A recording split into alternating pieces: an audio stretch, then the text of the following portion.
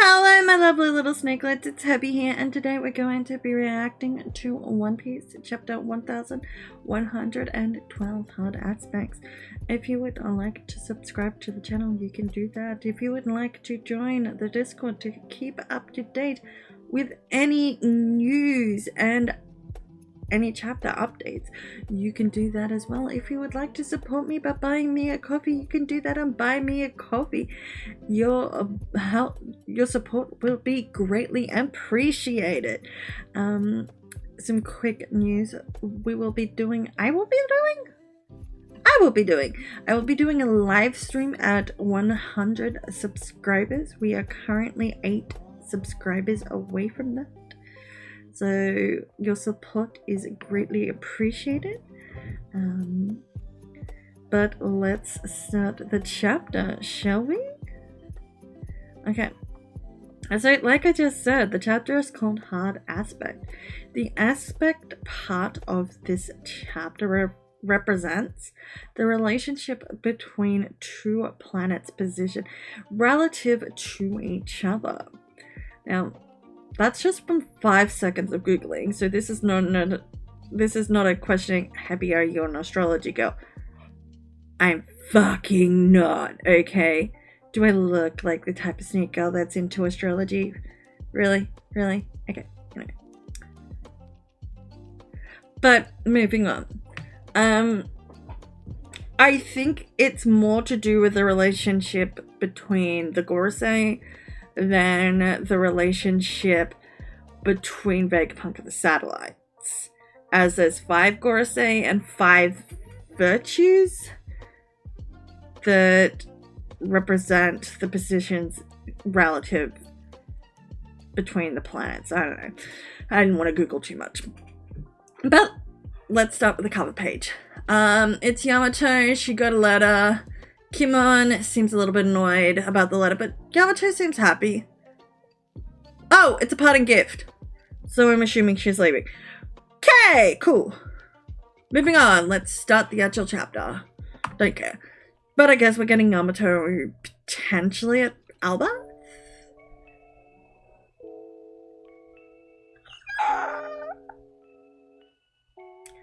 Survived, lover.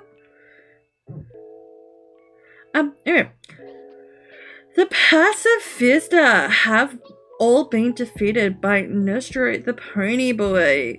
There's nothing else to call him other than a pony boy.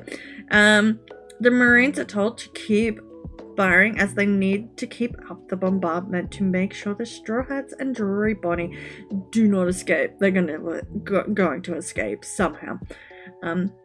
We see Nostro living his best pony boy life, killing the pacifista that remain. He then, neighing in anger, yeah, I said it, there's only one way you can say it, that Vegapunk gave Bonnie the power to destroy the world. Technically, they also did, by giving her the devil fruit that they did. Like, make it make sense, as it's a bit of a contradiction. You can't be mad at Vegapunk for doing something you guys already did. Anyway. Okay, as the bombardment continues, we see Omi and Kashi are running to the ships. We then move to Frankie's group.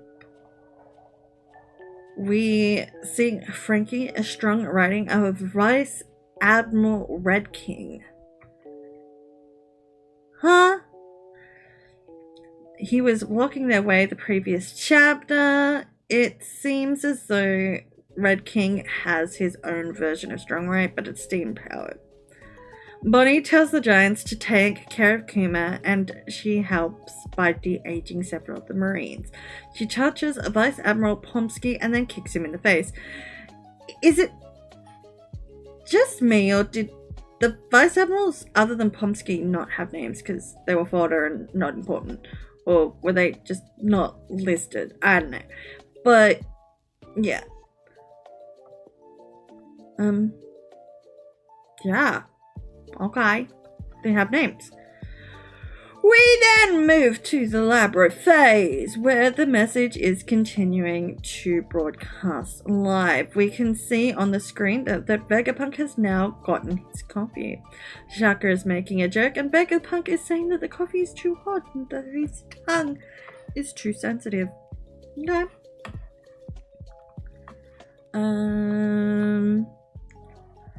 We then cut to York bringing Mars to the location where the broadcast is filmed. York says, well, this is where it was filmed, so this is where the recording should be broadcasting from. Highly intelligent person she is. Mars seems to be mad about this, like someone shot in his birdseed mad. And he just wants the easy way out by blasting the whole laboratory. But York talks him out of it and tells him there's too much valuable data and resources here for him to do that. So he just blasts the recording room, but the recording is still ongoing. So that means they didn't stop the message from continuing. York then tells Mars that they had just finished developing a transponder snail that had a triangular my mouth's not working. A triangular shell. That is probably what they used to broadcast this message. He needs to go out and destroy those first, and she will take care of the rest. She should have just fucking told him this first. Like, seriously, bitch. We then move on to Strassi. We find out what happened to her. She's not dead or piloting the Iron Giant like some people thought. Like, how the fuck could you even be piloting the Iron Giant when he's a sentient being? I'm assuming he's a he. It seems like she chose to stick around to be the one that opened the barrier, as someone needed to be the one to do so, so she made the choice and volunteered herself. Kaku is alive, but I don't care about him. We then move to Nami's group, where they are kicking up a fuss that Stacy stayed back to open the barrier. I'm also upset about that. It is then that we get the reveal that the Frontier Dome can only be disarmed from the command tower, and that's why Stacy stayed behind. I still don't understand why Addison couldn't be the one that stayed behind, and why it had to be Stacy. Maybe it's revealed that she's the original OG Stacy and not the clone, and we find out the old hag is the clone. I don't know, and maybe we get more Rock's pirate look. Although it's not currently confirmed, remember she has a bat-type model succubus fruit, so it is plausible that she drained the youthfulness out of the clone to keep herself alive, and she probably had the hots for Vegapunk at some point, and that's why she wants to, make sure the Vegapunks escape. Or Luffy just reminds her of, crewmates past. Who knows? Robin asks how the hell are they going to get out of here, as the distance they need to cover is very vast, and they don't have the Vegaforce one to carry them. Addison replies that they have 100% crashing and burning by his calculations. I understand why he was brought back now. Usopp chimes in and says he's finished loading the Kudo burst, and they can take off towards the sea when Zoro and Jinbei come back.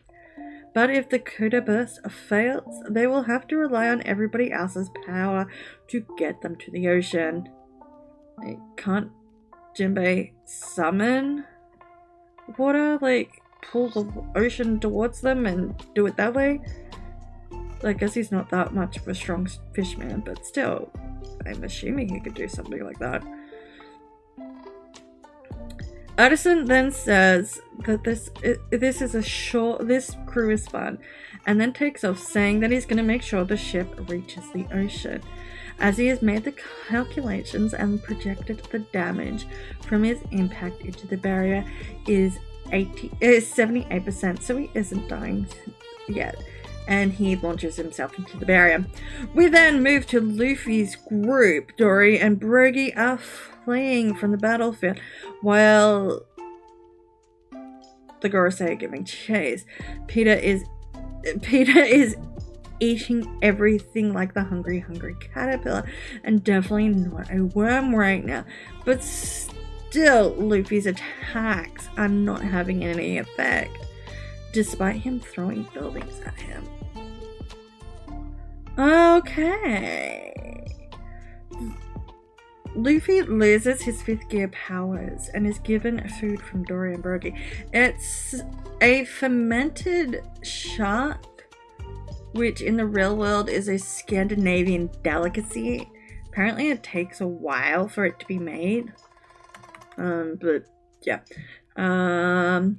The group continues in fleeing, and then they are attacked by a Warcry, and Luffy Red Hawks him. But again, his attacks are ineffective. We then move back to Nami's group, where Grandpa Spider-Cunt is climbing up the water spout to see them. Usopp has his slingshot ready, but will that even save them? Chopper says, "Oh look, it's a crab!" Because that's so helpful, Chopper. We then move to Frankie's group, where we see the haunting figure of Nostru looming over the battlefield. We then jump yet again to see Mars in his human form, now striding towards a transponder snail. Now, the sound effects for the last panel in Japanese loosely translated into bubble or liquid. So the sound effect was blob, blob, blob in the official, and that's so much better than what it was in the scans, because it was gurgle in the scans. And he's in some sort of chamber. I don't know whether he's in a cryogenic chamber room, but he looks kind of... I wouldn't worried or shocked. I don't know, but next chapter's going to be interesting. Remember to like, comment, subscribe, join the Discord for updates, and if you want to support me, you can. And bye!